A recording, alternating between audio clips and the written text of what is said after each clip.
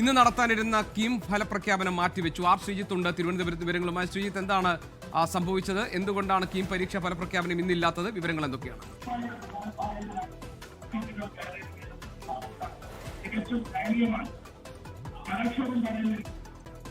R Sreejith നമ്മളോടൊപ്പം ഉണ്ട്. കീം പരീക്ഷാഫലം ഇന്ന് വരേണ്ടതായിരുന്നു. ആ പരീക്ഷാഫലം പ്രസിദ്ധീകരിക്കുന്നത് മാറ്റിവെച്ചു എന്ന വിവരങ്ങൾ വരുന്നു. അതിന്റെ വിശദാംശങ്ങളാണ് നമുക്ക് പരിശോധിക്കാനുള്ളത്.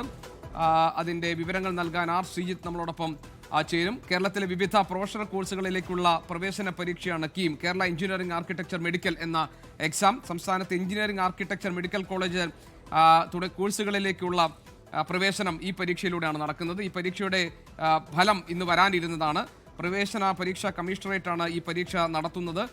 ഇന്ന് പരീക്ഷാ ഫലം വരാനിരുന്നു, പക്ഷേ ഫലപ്രഖ്യാപനം മാറ്റിവെച്ചിരിക്കുന്നു. റീവാല്യൂഷൻ മാർക്ക് അതിന്റെ CBSEയുടെ റീവാല്യൂഷൻ മാർക്ക് കൂടി പരിഗണിച്ച ശേഷമായിരിക്കും ഫലപ്രഖ്യാപനം എന്നാണ് അറിയുന്നത്. ആർ ശ്രീജിത്ത് നമ്മളോടൊപ്പം ചേരുന്നുണ്ട് തിരുവനന്തപുരത്ത്. ശ്രീജിത്ത്, എന്താണ് പറയൂ, എന്തുകൊണ്ടാണ് കീം പരീക്ഷാ ഫലപ്രഖ്യാപനം മാറ്റിവെച്ചത്?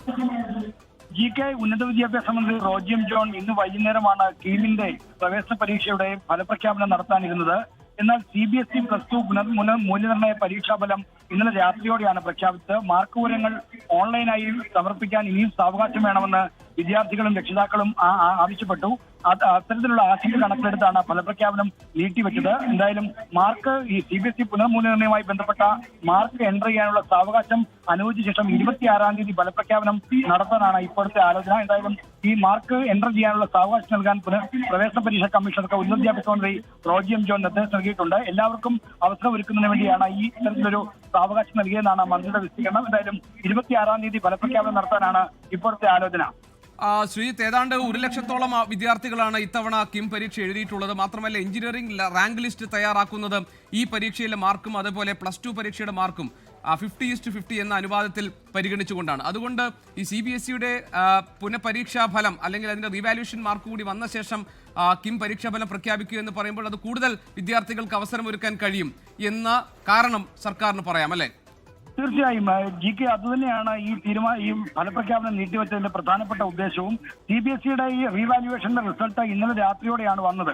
അപ്പോൾ ഇന്ന് രാവിലേക്കകം ഈ എല്ലാ ആളുകൾക്കും ഈ മാർക്ക് കീമിന്റെ സൈറ്റിൽ എൻട്രി ചെയ്യാനുള്ള സാവകാശം ലഭിക്കില്ല. പ്രത്യേകിച്ച് ഇത്രയും ആളുകളുടെ തിരക്ക് വരുമ്പോൾ സാങ്കേതിക പ്രശ്നങ്ങളും മറ്റും ഉടലെടുക്കുക. അതുകൊണ്ട് കൂടുതൽ സാവകാശം വേണം, ഈ മാർക്ക് എൻട്രി ചെയ്യാൻ വേണമെന്ന കാര്യം ഈ സമയം പോരാ എന്നൊരു ആശങ്ക രക്ഷിതാക്കളും അതോടൊപ്പം തന്നെ വിദ്യാർത്ഥികളും സർക്കാരിനെ അറിയിച്ചു. അതുകൊണ്ടാണ് ഫലപ്രഖ്യാപനം നീട്ടിയത്. എല്ലാവർക്കും കൂടുതൽ ഇതിനുള്ള സാവകാശം നൽകുമ്പോൾ കൂടുതൽ പേർക്ക് എഞ്ചിനീയറിംഗ് അടക്കമുള്ള പ്രവേശനങ്ങൾക്ക് അവസരം ലഭിക്കും. അതുകൂടി കണക്കിലെടുത്താണ് സർക്കാരിന്റെ തീരുമാനം. ഇപ്പോഴത്തെ നിലയിൽ 26-ാം തീയതി ഫലപ്രഖ്യാപനം നടത്താനാണ് സർക്കാർ ആലോചിക്കുന്നത്. ശരി, ആർ ശ്രീജിത്താണ് വിവരങ്ങൾ നൽകിയത്.